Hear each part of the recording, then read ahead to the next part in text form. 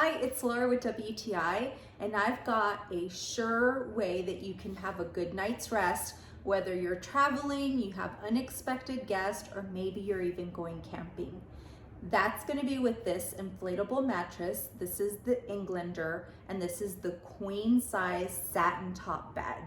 I love the fact that it's got some nice height to it, so if you have trouble getting up from low spots, you're not going to have any trouble with this.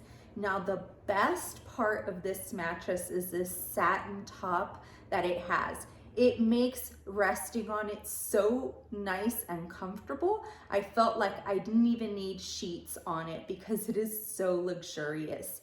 The other thing that I loved about this mattress is the ease of inflating it. You literally just have to set the valves and push a button and you can get it inflated in a matter of minutes. Also, deflating it is very, very easy. All you do again is work with your valves and press a button and you're done. I found it very easy to fold up and roll up and then store in this nice bag that you can also use as your travel bag if you're needing your mattress to go with you. So for all of those reasons, I love the Englander. You definitely need to get it, and that's just my point of view.